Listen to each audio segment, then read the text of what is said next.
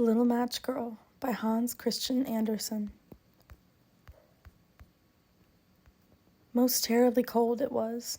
It snowed and was nearly quite dark in evening, the last evening of the year.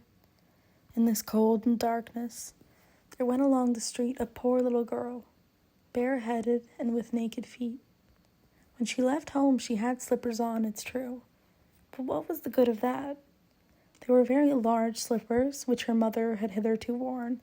So large were they, and the poor little thing lost them as she scuffled away across the street because of two carriages that rolled by dreadfully fast. One slipper was nowhere to be found.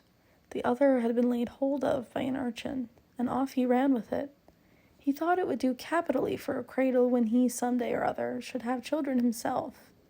So the little maiden walked on with her tiny naked feet that were quite red and blue from cold. She carried a quantity of matches in an old apron, and she held a bundle of them in her hand. Nobody had bought anything of her the whole livelong day. No one had given her a single farthing. She crept along, trembling with cold and hunger, a very picture of sorrow, the poor little thing. The flakes of snow covered her long, fair hair, which fell in beautiful curls around her neck. But of that, of course, she never once now thought. From all the windows the candles were gleaming, and it smelt so deliciously of roast goose, for you know it was New Year's Eve. Yes, of that she thought. In a corner formed by two houses, of which one advanced more than the other, she seated herself down and cowered together. Her little feet she had drawn close up to her, but she grew colder and colder, and to go home she did not venture, for she had not sold any matches and could not bring a farthing of money.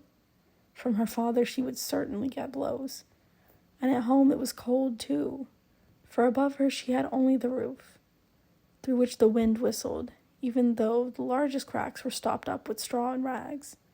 Her little hands were almost numbed with cold. Oh, a match might afford her a world of comfort, if she only dared to take a single one out of the bunch, draw it against the wall, and warm her fingers by it. She drew one out. Bish! How it blazed, how it burnt! It was a warm, bright flame, like a candle, as she held her hands over it. It was a wonderful light. It seemed really to the little maiden as though she were sitting before a large iron stove, with burnished brass feet and a brass ornament at top. The fire burned with such blessed influence. It warmed so delightfully. The little girl had already stretched out her feet to warm them, too, but the small flame went out. The stove vanished. She had only the remains of a burnt-out match in her hand. She rubbed another against the wall. It burned brightly, and where the light fell on the wall, there the wall became transparent like a veil, so that she could see into the room. On the table was spread a snow-white tablecloth. Upon it was a splendid porcelain service, and the roast goose was steaming famously with its stuffing of apple and dried plums. And what was still more capital to behold was, the goose hopped down from the dish, reeled about on the floor with knife and fork in its breast, till it came up to the poor little girl, when the match went out, and nothing but the thick, cold, damp wall was left behind. She lighted another match. Now there she was, sitting under the most magnificent Christmas tree.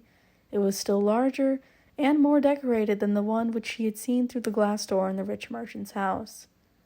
Thousands of lights were burning on the green branches, and gaily colored pictures, such as she had seen in the shop windows, looked down upon her.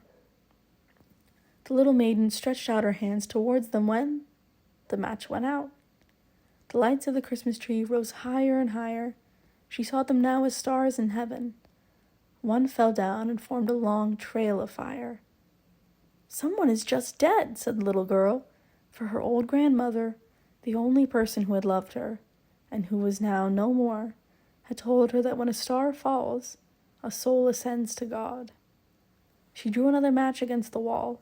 It was again light, and in the luster there stood the old grandmother, so bright and radiant, so mild and with such an expression of love. "Grandmother," cried the little one, "oh, take me with you. You go away when the match burns out. You vanish like the warm stove, like the delicious roast goose, and like the magnificent Christmas tree." and she rubbed the whole bundle of matches quickly against the wall, for she wanted to be quite sure of keeping her grandmother near her. And the matches gave such a brilliant light that it was brighter than at noonday. Never formerly had the grandmother been so beautiful and so tall. She took the little maiden on her arm, and both flew in brightness and in joy so high, so very high, and then above was neither cold, nor hunger, nor anxiety.